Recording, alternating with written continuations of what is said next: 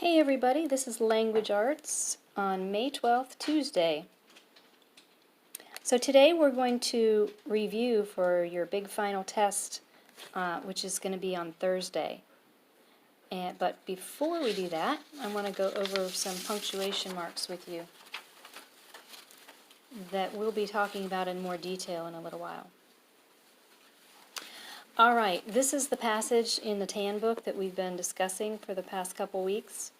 About Ilka and the teacher and the children at school in Shore that are trying to get the storks to come land on their nest on their roofs.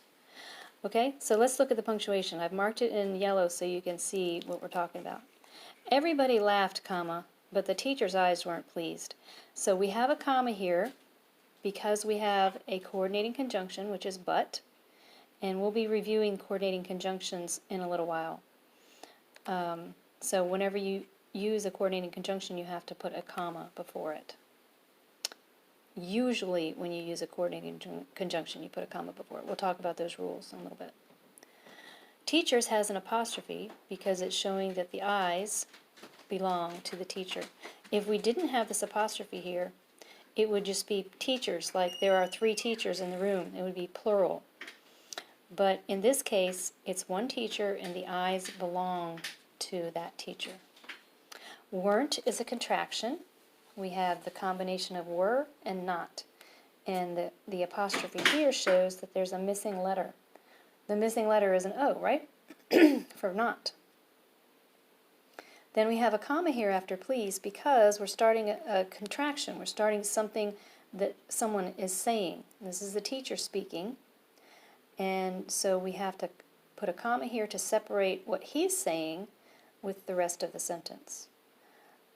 We start with a capital letter because it's the beginning of what he's saying. And we're having a comma here because the author wants you to pause. True, true, he said. Okay, that was the end of what he said. And then we have a speaker marker here to show who's speaking, he being the teacher. So we have to end our quotes. We have to put a comma and end our quotes. And then another comma and we'll continue the quote with your quotation mark. This is a contraction that's formed from the word that and is. So we have the apostrophe here that shows that the letter, what letter? The letter I is missing from the word is. That is becomes that's. That's right, Ilka. Now this is something we talked about last week, and we'll review this too in a few minutes, called direct address. When you're speaking to someone, or when you're writing about speaking to someone, when you're recording it, you put a comma before the person's name and after the person's name unless it's at the end of a sentence, which it is here. So here we just have a period. So that's right, Ilka.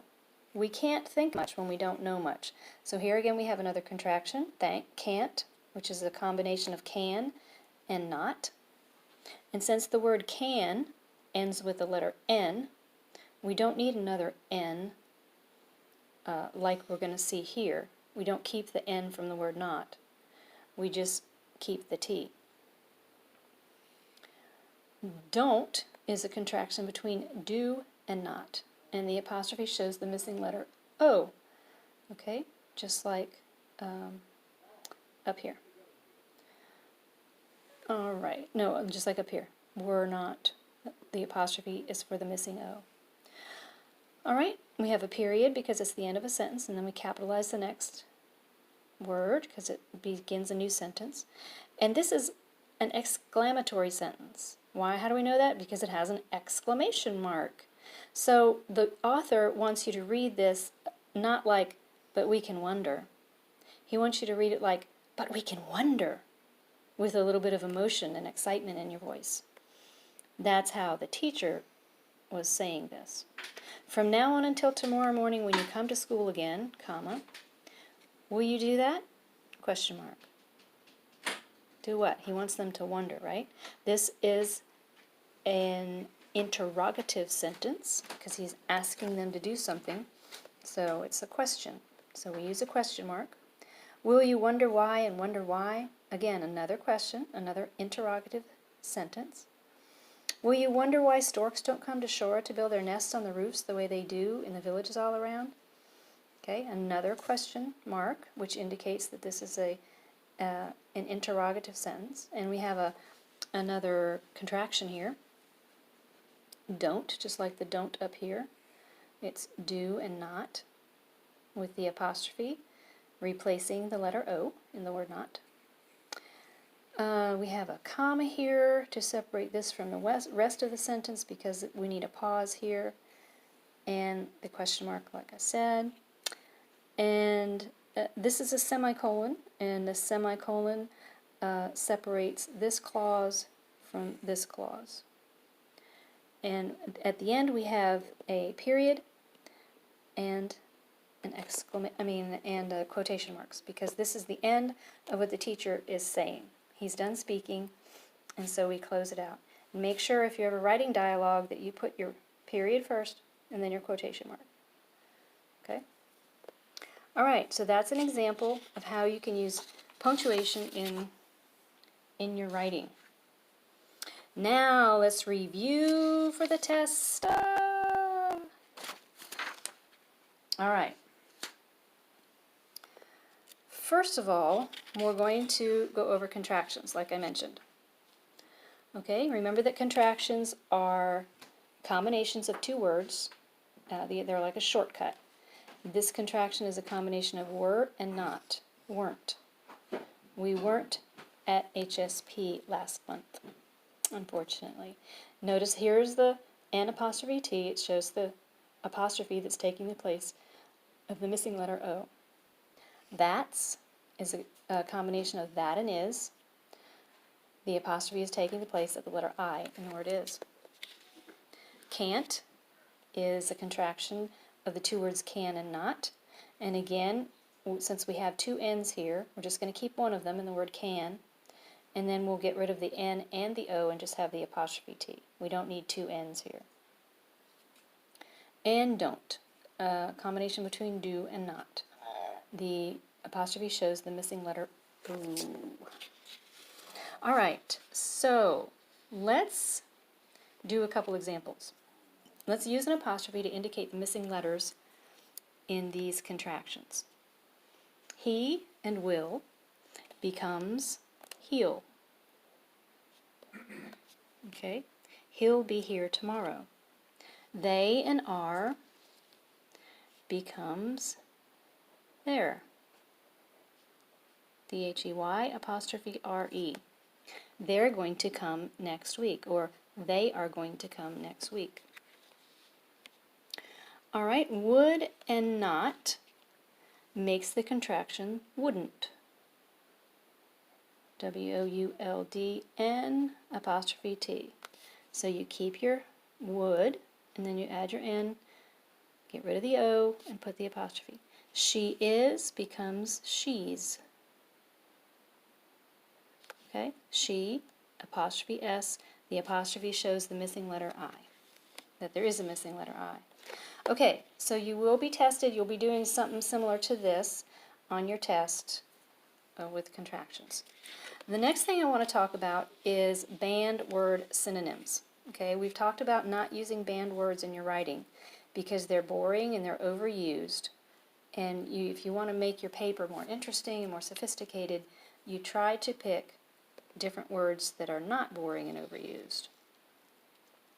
So let's think of some good examples of words that you could use to replace the word good. Now, if you're talking about food, you might say, instead of that food is good, you might say that food is tasty. Okay? Or if you're talking about, let's say an artist, you would, instead of saying he is a good painter, you could say he is a fine painter. Or that is a fine wine. Or you are a fine writer. Okay? You could also say excellent. Instead of you did a good job, you did an excellent job. Okay? You could say awesome. All right? There's lots of words that you can use in place of the word good. All right, what about the word bad. It's the opposite of the word good, right? Let's think of some synonyms. Synonyms means same name. Some synonyms for the word bad. Okay, you could say horrible. Or you might say poor. If someone did a bad job, you might say he did a poor job. You could say awful. You could say, this mac and cheese tastes awful. Although I don't think I've ever had mac and cheese that tastes awful, but you could say that if it was. Or you could say, instead of saying these potatoes are bad, you could say these potatoes are rotten. Okay, there are lots of different words you can use to substitute for the word bad. How about the word say or said? You could substitute the word answered. Instead of saying he said, you could say he answered. Or you could say he stated. He stated. You could say he yelled. You could say he complained. Okay? Or he whispered. There's lots and lots of choices. Say and said are overused and boring, so we try to use some more interesting words. How about the words go or went? Okay, you could say that traveled. Instead of saying my dad went to Florida, you could say my dad traveled to Florida. Or if you instead of saying let's go for a walk, you could say let's go for or let's stroll on the beach. Or if your mom went to work, you could say instead of my mom went to work, my mom drove to work. Okay? Or if your grandpa went to Spain, you could say my grandpa flew to Spain. There's lots of ways that you can go. Okay? Those are just some examples. So be sure to replace these boring, overused words with some more interesting words as you're doing your writing. And even your talking. They work well for both. Okay, now let's talk about comparative and superlative adjectives. Remember, adjectives describe nouns. Okay? They might tell how big it is, what color it is, what it looks like. Today we're going to talk about comparative adjectives and superlative. Comparative adjectives end in an ER normally, unless it's an exception. But comparative adjectives compare two things. Like, this apple is sweeter than that apple. If you're comparing three or more things, you use EST as your suffix. This is the sweetest apple out of the whole bag. Okay, so always look for how many things am I comparing? 2? Or is it 3 or more? If it's 2, use ER, even if it might not sound right to your ear. Let's do some examples. Who is tall? What suffix are we going to use here? Mark or Bob Ross? I think Bob Ross will probably win in this competition. But I'm not sure. We have to see them together. Maybe someday, right, Mark? Okay, so what would we say? We'd say who is taller, because how many are we talking about? Just 2 people. So we use the ER ending. All right, what about this one? Which of the 6 horses is the fast? ER or EST? How many are we comparing? 6. So that's more than 3, so we're going to use EST. Which of the 6 horses is the fastest? Okay. Please hand me the short of those 2 screwdrivers. How many things are we comparing? 2. Okay, so we want the shorter of the 2. Sometimes we speak incorrectly and we get used to saying things that aren't correct. We might say without thinking, give me the shortest one, the shortest of those 2. But the correct way to say it, if you're just comparing 2 things, is shorter. All right, which of the 4 books is the longer or longest? 4 things, it's more than 2, so we're going to use EST. Okay, always count the number of things you're comparing. Between Aaron and Alex, who is older? Who is older? Because it's just two people. You hear my dog Bella barking? I told you she likes to bark. Okay, so those are comparative and superlative adjectives using ER and EST. Now let's talk about sentence types. There are 4 sentence types that we've talked about before. The first one is interrogative, which we mentioned in the passage a little while ago. Interrogative sentences ask a question. For instance, will you please close the door? Question mark. Okay? If a sentence ends in a question mark, it is interrogative. If it is interrogative sentence, it ends in a question mark. Okay? If you're asking a question, it's interrogative because you're interrogating. Interrogating. Okay. Declarative is the next sentence type, and a declarative sentence makes a statement. It declares something. My cousin closed the door. It's plain and simple. It ends in a period. It just says what happened or what is happening. An exclamatory sentence expresses strong feeling. Hurry, he's about to close the door. Okay? And it always ends in an exclamation mark because it's exclaiming something with more passion or emotion. And lastly is imperative. An imperative sentence gives a command. Close the door. Now if I said, will you please close the door, that is an interrogative sentence. But close the door is a command and it ends in a period. Okay, so those are the 4 sentence types. Interrogative is a question, declarative is a statement, exclamatory expresses strong feeling, and imperative gives a command. All right, I want to review with you coordinating conjunctions like we talked about. The acronym for them is FANBOYS because it helps us to remember the words. FANBOYS, for, and, nor, but, or, yet, so. These little words come in the middle of sentences and they join 2 of the same types of speech. They might join 2 verbs. For example, the collies ran and jumped.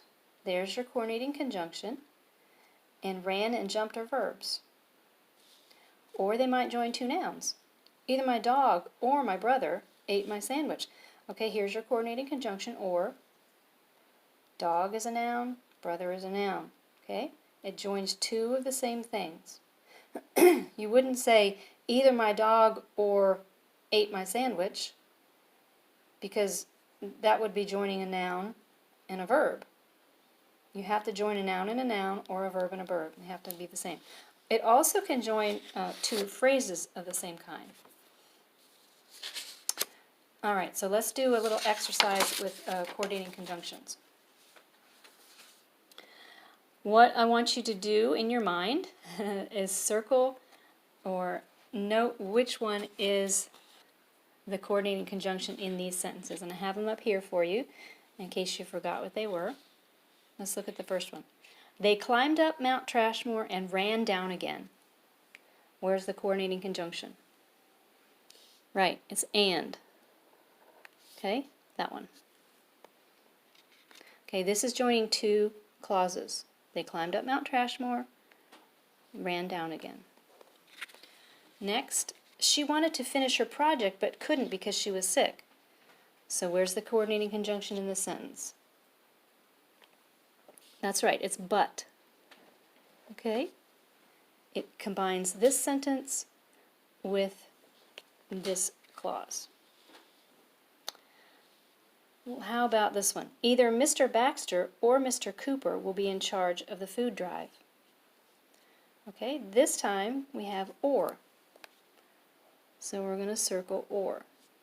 Okay, it's joining 2 of the same types of things. These are proper nouns, Mr. Baxter, Mr. Cooper. It's joining these 2 things. Okay. Michael was feeling hungry, so he made himself a sandwich. What's the coordinating conjunction in this sentence? Did you find it? It's so. All right. He was feeling hungry, so he made a sandwich. This is combining, or it's joining together this verb and this verb. Okay? Two of the same things. Okay, so you'll have to do this on your test. You'll have to look for the coordinating conjunctions. And if you're going to study, which I highly recommend, it would be helpful to memorize these and remember the acronym FANBOYS, and that will help you with the first letter of each one so you can remember what they are. Remember they're conjunctions. They join parts of sentences and things together. All right, homonyms is another thing that will be on your test. Okay, and the four that we're talking about are its and its. Okay, this its means it is. It's a contraction. And the apostrophe there is showing that there's a missing letter here. What is it? It's the letter I. This its does not have an apostrophe. It's not a contraction.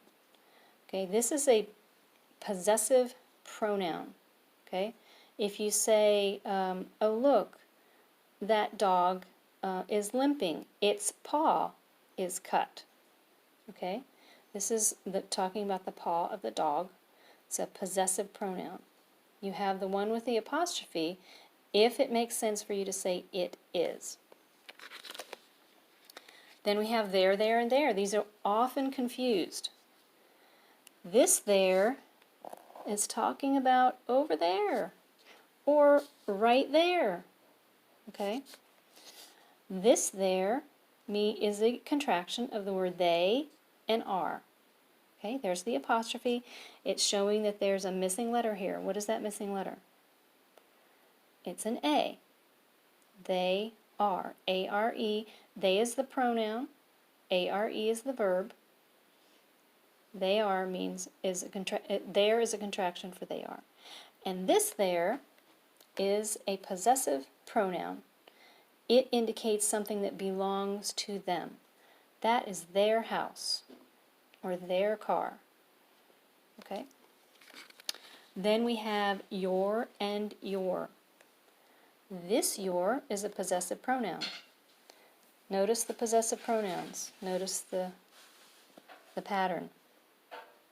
Like your book or your shoes. This your is a contraction. You are. The apostrophe shows the letter A is missing. Just like they are, you are. Okay, make sure you use the correct form of these words in your writing. And lastly, we have 2, 2, and 2. This 2, of course, is the number 2. Like you have 2 pencils or 2 books or 2 sisters. This 2 means also, and this 2 can mean a direction, like you're going to the store or to the beach. Okay. So let's go over some examples of what you'll be doing with these homonyms on your test. Okay, so I want you to choose which its will fit in the blanks of this sentence. It's a shame because Dad bought a new car and its tire is flat. So its goes in both blanks, right? It's a shame and its tire is flat. So which one are we going to use for which space? All right, this one is going to go here because it's a contraction, meaning it is. And you could say, it is a shame. This one is a possessive pronoun. Its tire is flat. It's showing that the tire of the new car, the tire belonging to the new car, is flat. Possessive pronoun. Always test to see if you use the one with the apostrophe, can you say it is, and does it still make sense? That's a good test. Okay, then we have the words there, and there. Here's a sentence for that. They're out looking for their dog. Okay, what is going to go in the first blank? This one? This one or this one? Okay, it's this one because you can say they are out looking for their dog. They're looking for their dog. If you can say they are, and it still makes sense, then that's the right one. And their dog is going to use this one because this is the possessive pronoun. The dog belongs to them. Okay? This one means over there, back there. It's more of a direction. Okay, and your. Which one will you pick to go in the blanks? You're very blessed to know all your grandparents. Some people don't know all their grandparents, or maybe their grandparents have passed away.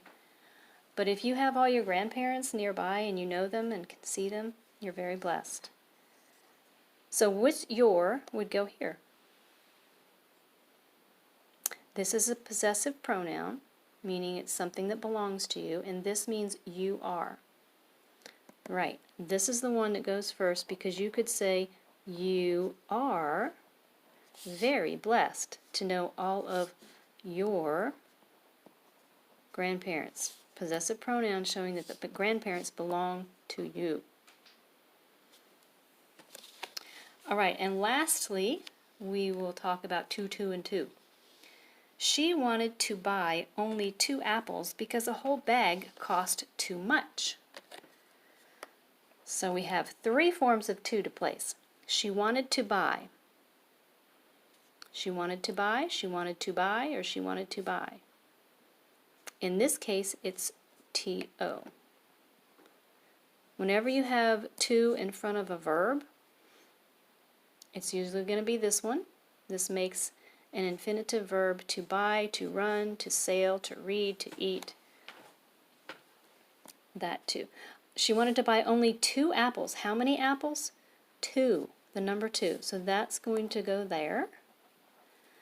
And the whole bag cost too much. This too can mean also, and it can also mean in excess of what you want or need. Okay, so these are the homonyms, and you'll have questions similar to this on your test. Alrighty, next we're going to talk about commas again like we did a little bit earlier.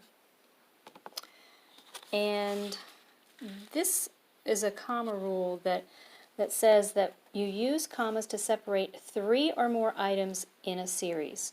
So if you're talking about books, pencils, and paper, those are 3 items in a series, and you're going to put a comma between them to separate them. When we go to the park, we will have a picnic, play kickball, and go hiking. Notice here we have a coordinating conjunction, and I told you before, when you have a coordinating conjunction, you need to put the comma before it. We're separating with commas having a picnic, playing kickball, and going hiking. Those are 3 verbs: having, playing, and going. All right, let's look at the next one. Remember to include an ly adverb, comma, a who-which clause, comma, and a strong verb. You've heard this many times before, haven't you? Okay, this is a list of 3 things that you need to include in your paper: an ly adverb, who-which clause, and a strong verb. There's your coordinating conjunction. It combines them all together, and you have a comma after the first item, a comma after the second item, and then your coordinating conjunction and. Number 3, my dad has lived in Richmond, Roanoke, and Fredericksburg. Right? We have a list of 3 things, 3 cities in Virginia. Richmond, comma, Roanoke, comma, and there's your coordinating conjunction, and Fredericksburg. Okay? Commas after the first 2 and the coordinating conjunction before the last. Number 4, the otters jumped, dove, and slid into the water. This time we have a series of verbs: jumped, dove, and slid. Okay, they jumped, comma, stove, comma, and slid into the water. Coordinating conjunction, and. All right, and last of all, number 5, for dinner we will need to buy avocados, tomatoes, and corn. Okay, this is a list of nouns, ingredients possibly for something you might cook for dinner. Avocados, comma, tomatoes, comma, and corn. There's your ever-present coordinating conjunction. Okay, so you'll have to do exercises like this on your test as well. And remember that when you have a series of 2 things, for instance, for breakfast we had eggs and toast, you only have 2 things, so you do not need a comma there. Okay, you only have to have the comma with 3 or more things. Alrighty. Now the last spelling tip I believe we had was the SH, CH, SX, and Z rule. When you have a word that ends in any of these letter combinations, you add ES to make it plural. Okay, and we'll just go over the examples. We'll talk about the second rule in a minute. Okay, if you have the word dish, it ends in an SH, so you're going to add ES to make dishes. 1 dish or 5 dishes. If you have a CH, like in the word birch, and you want to make it birches, you add an ES to make it plural. Singular birch, plural birches. Alright, what about the word glass?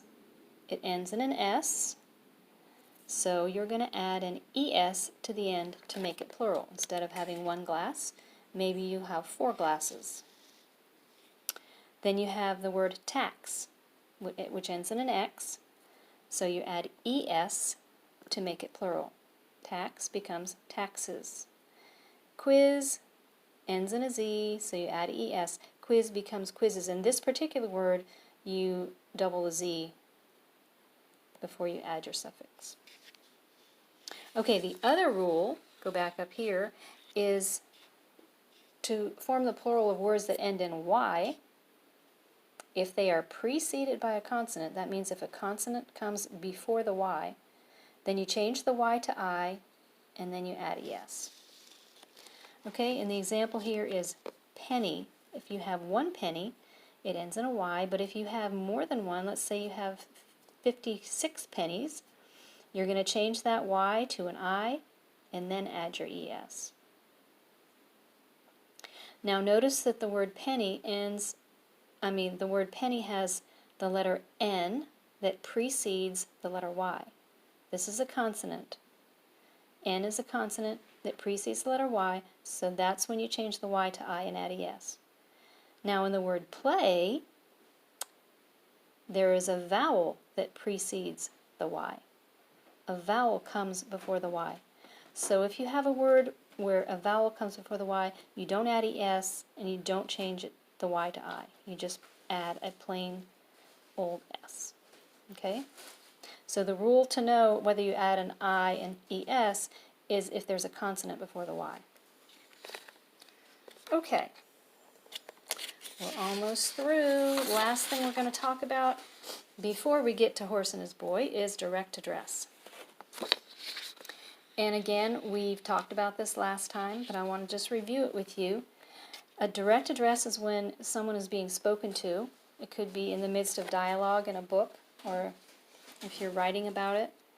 Go to the kitchen, Nancy, and find my platter. Nancy is the one who's being addressed directly, so you have to put a comma before her name and after her name. Okay, if the noun of direct address is in the beginning of a sentence, of course you only need a comma after, because you don't have any punctuation at the beginning of a sentence. Jack, please help me. So the comma goes after Jack. Number 3, you don't have to come, Tom. If it's at the end of a sentence, you're just going to put the comma here to separate the rest of the sentence from the noun of direct address, or the proper noun. Hi, Rachel. If you're sending an email or a note, you just say hi, comma, Rachel. You separate the rest of the sentence from the noun of direct address. It was a pleasure to meet you, sir. Okay, it doesn't have to be a name. It could be a title, but you're putting the comma, separating the rest of the sentence from the noun of direct address. And lastly, remember, let's eat, Grandpa. Don't forget your comma, because people are going to think you're talking about eating your grandpa. Okay? This means it's time to eat, Grandpa, let's go. Okay, because you have the comma there. So be careful with your commas. They are important. Alright, so last of all, we're going to talk about the last two chapters of The Horse and His Boy. So, let's go on with the vocabulary first. Okay? Chapter 14, vocabulary, inclination. An inclination is someone's natural tendency or urge to act or feel in a certain way. And if you have your vocabulary with you in front of you, you can check to see if you have the definitions correct. A halberd is a combined spear with a battle axe on the top. Okay, it's as tall as a man, and instead of having a spear point at the end, it has a battle axe. Wistful is a feeling of vague or regretful longing. Oh, I wished I would have done this, or I wished I could have seen that. Heraldry is the last one for this chapter, and it's a system by which coat of arms are devised, described, and regulated. And if you've ever seen movies with knights, they have their coat of arms on their shields, and those coat of arms are listed in books of heraldry. Okay, let's get to questions. Why were Aravis and Hwin staring with open mouths while Bree spoke? Okay, so they were listening to Bree, and they were talking about Aslan and wondering what he looked like and what he really was, and they asked him if Aslan was really a lion, and he said, no, he couldn't be a real lion. That's just symbolic, and on and on and on. And as he was talking, suddenly Aslan leaps over the wall behind Bree, and Bree doesn't see him, but Aravis and Hwin do. And so that's why they were staring with open mouths while Bree was speaking. Number 2, why did Aslan scratch or tear Aravis? Okay, remember when they were riding into the hermit's enclosure, and the lion, who was Aslan, came and scratched her? Well, his answer was that she needed to know what her maid went through on her account. When she left, remember, she drugged her maid so that the maid wouldn't tell her father that she had run away. And when they found the maid and asked her what happened, and she didn't know, they gave her several lashes. They whipped her. And so Aslan said that she needed to know what her maid went through because of her, because of what she did. And number 3, who is Shasta's real father? Now, you may have guessed this, because Corin and Shasta, who we learn is named Cor, they look like twins, and everybody says they look alike. But his father is King Lune of Archenland, who is also Corin's father. And we learn the story of how they were separated at birth because of someone in their court who didn't want them to gain control. So his dad is King Lune. Okay, let's go on to chapter 15, the last chapter. Vocabulary first. The word prudent means to act with care and thought for the future. Okay, if you're prudent, you might have a savings account and be very diligent about saving your money. And here's an interesting word, padjock. Have any of you ever heard of that word before? Padjock. It means a peacock, or one who behaves in a disgustingly fickle manner. And this word was used to describe Rapidash. Phantasm. This is an illusion or an apparition. And lastly, inexorable. Rapidash talks about Tash being inexorable. And this means impossible to stop or prevent. Okay, so questions. in this chapter we learn that Shasta's real name is Kor. And why does Aravis tell, what story, does Aravis tell King Lune when they meet? What does she tell him about Kor or Shasta? She tells him the story of how Kor jumped off of his horse when they were running into the enclosure of the hermit to try to save her and Hwin from the lion. And so we learn about, or King Lune learns about his bravery. Okay, he's very impressed. Number 2, why didn't Rabadash quite look his best when he was brought before the king? Alright, remember they captured him when he got caught on the hook on the wall, and they put him in a cell to keep him from escaping. Well, he stayed up all night. He didn't eat. He spent the night stomping and roaring and cursing, and so that's why he didn't look his best. He was quite unhappy, as you can imagine. Number 3, why did King Lune want to give Kor a tour of the castle and the estate and mark all of its strengths and weaknesses? Because, you probably got this, but Kor is going to be the heir to the throne. Oh, this is the next story, sorry. Kor is going to be the heir to the throne when King Lune dies. And Corin is not going to be the heir to the throne, which Kor thought he should be, but actually, since they're twins, Kor was born first, so he is the actual heir. Alright, so he goes from being a slave, pretty much, to Arshish in the fishing village down in Calormen, to a prince and eventually a king in Archenland. Alright, I want to give a plug to one of the other books in the series. In this chapter, I don't know if you caught it or not, or remember reading this, but when they're talking about what to do with Rabadash, they're talking about whether they should forgive him and let him go, or punish him, or chop off his head, or what they should do. And Edmund says, even a traitor may mend. I have known one that did. And he looked very thoughtful. And this is a reference to The Lion, the Witch, and the Wardrobe. And in that book, Edmund, King Edmund, is a young boy. And it describes him when he acts as a traitor and how he is redeemed. So if you haven't read that book or seen the movie, maybe you've seen the movie and you know how it comes out. But I would recommend it's a good book. That's The Lion, the Witch, and the Wardrobe. They're all good books in the series. Okay, so that is the end of The Horse and His Boy.